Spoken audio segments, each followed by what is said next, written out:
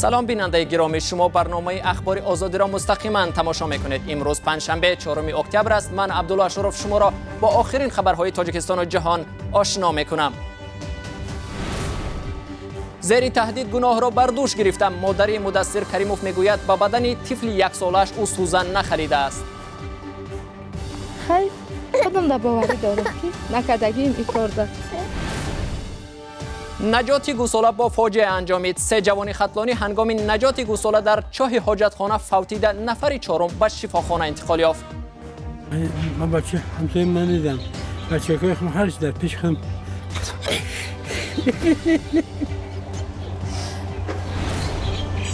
معامله مخفی برای برکنار کردن رئیس حزب. تفصیلات طرح تبادلات در حزب دموکراتی تاجیکستان که قبل از وقوع خنثی شد.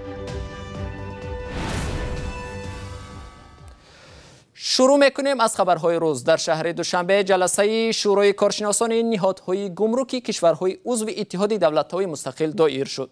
یکی از مسائل‌هایی که در این جلسه مطرح گشت استفاده بیشتر زبان روسی در کار نهادهای گمرکی بود. قرار بود در پایان این جلسه ریاست این شورا به اختیار ترکمنستان سپرده شود، اما مسئولان گمرک ترکمنستان در این نشست شرکت نداشتند. برگزاری 68مین جلسه شورای رهبران خدمات گمرکی کشورهای مشترک المنافع با تجلیل از 25مین سالگرد این شورا به هم موافق آمد.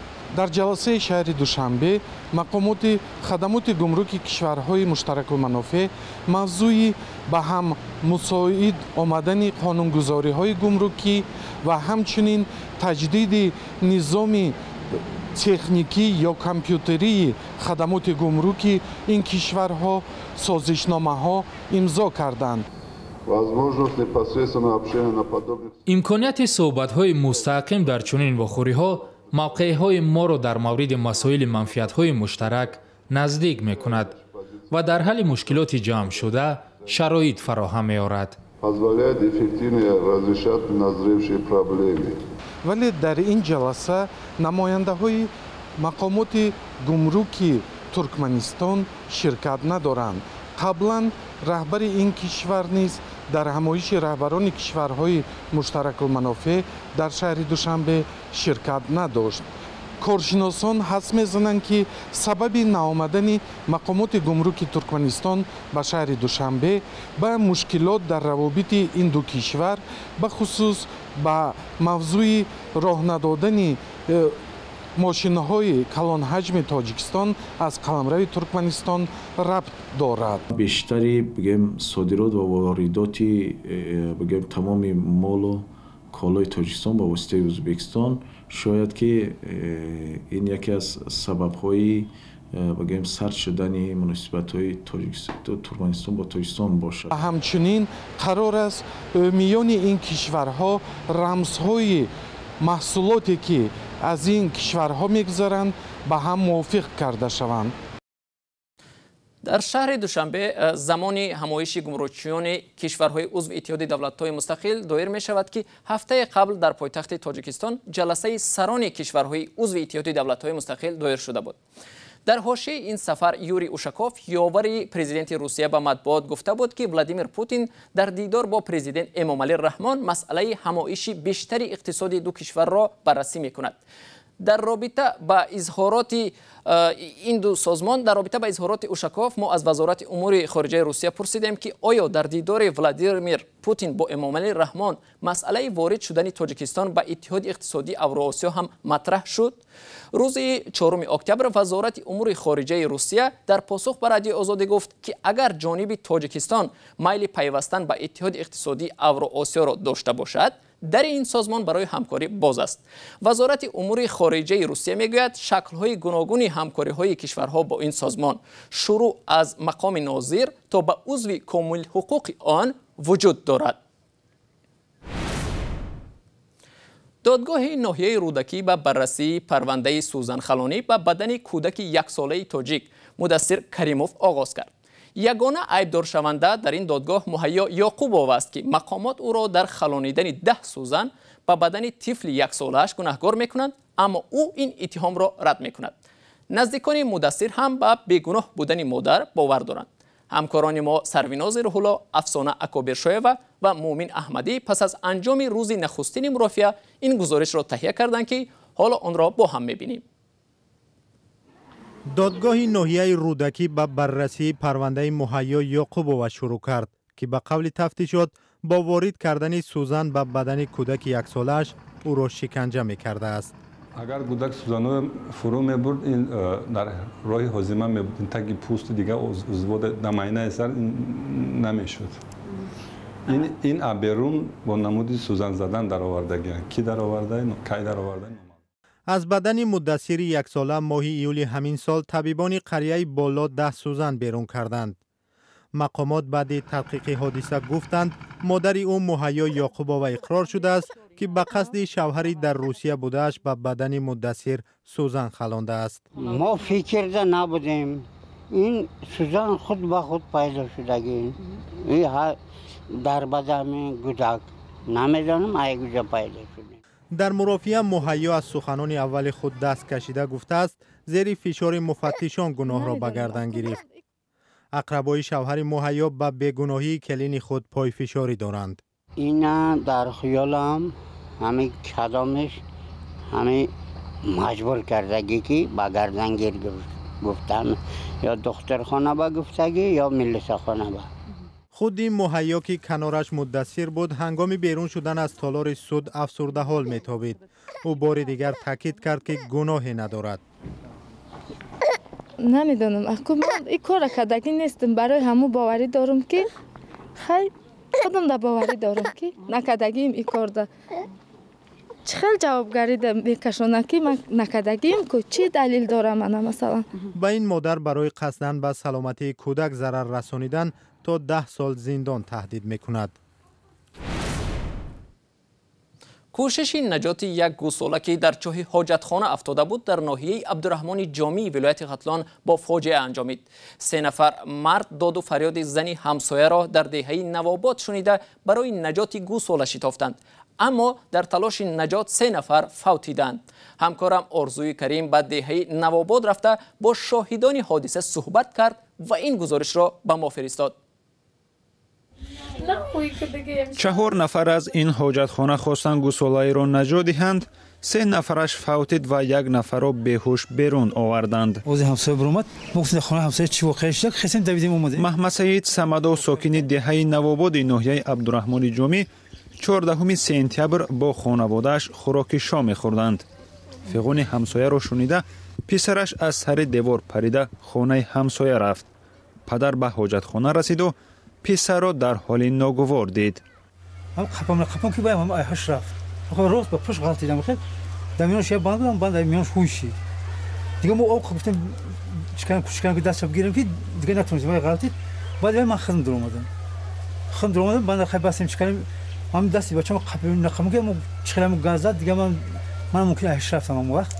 عشان خیال کنم دستم بالا کنه سرچ کردم قطعی بچه‌ام سویا. از دست خودم کشیدم باند ایوای. من خلاص کردم اینجا برام اومدم. خودیر 28 سال داشت و 2 فرزندش یتیم ماندند. او به بیمارخانه نرسیده فوتید.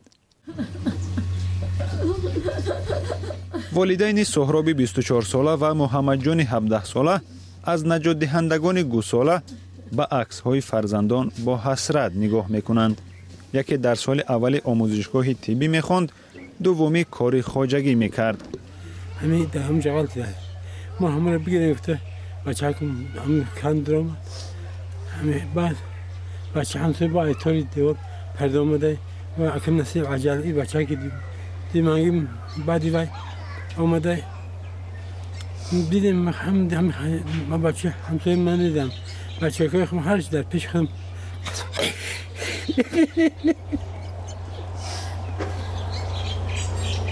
سبب مرگ 3 ساکن دهه نواباد را طبیبان زهرا لطفی از گاز متن گفتند که در حاجتخانه حاصل شده است.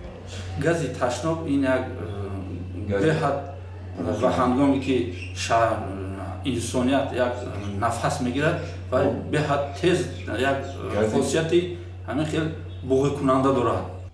این حاجتخانه مثل اکثر حاجتخانه‌های دهاتی تاجیکستان ساختمان ساده دارد. میگویند 3 ماه پیش آن را دوباره خالی کردند و گمان نمی‌کردند که در این مدت گاز زهرگین تولید شده است. طبیبان میگویند زهر حاجتخانه در 16 ثانیه آدم را بیهوش میکند و در صورت کمک طبی نگرفتن میفوتد.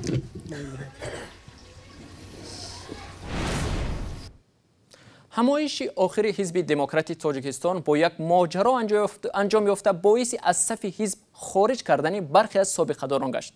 مایه جنجال در حزب گویا مصلحت پنهانی یک گروه اعضای آن برای برکنار کردن رئیس حزب سید جعفر عثمانزاده شده است.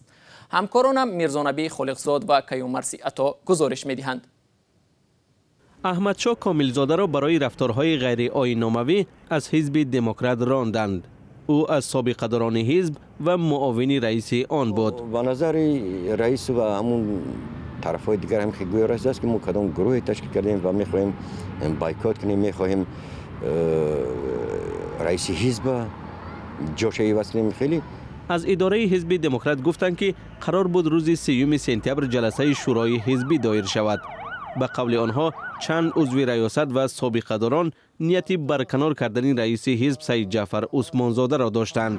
خونه رستم اینا جمع آمده که بستان همین حکمت الله، رستم، ملاین عبدالجبار داشته که مسئله کردن که ما همین کنفرانس اشتراک نکنیم. بعد این وقت ما کنفرانس میکنیم. در تاجیکستان با شما معلوم است که یگان حزب موافق قابل عمل نیست و یا حزب کیسگیان و یا حزب حاکم است. حکمت الله سعیدیان رئیس حزب ثبت نام نشده وحدت ماه اپریل سال 2015 با 5000 عضو به حزب دموکرات پیوست و یکی از معاونان شد. علت پیوستن را او مرکزگرایی هر دو حزب عنوان می‌کند. می‌خواستیم که همین حزب دموکرات رو مثل سالهای 90 یعنی احیا کنیم و اما متاسفانه نتوانستیم. سبب نتوانستن ما این بود که سید جعفر دائم مانع پیشرفت ما میشد. حکمت الله سعیدیان که حالا از سمت معاونت حزب برکنار شده است میگوید او و احمدشاه کاملزاده و سابقه‌داران دیگر نیت تغییرات داشتند ولی نه تبدلات.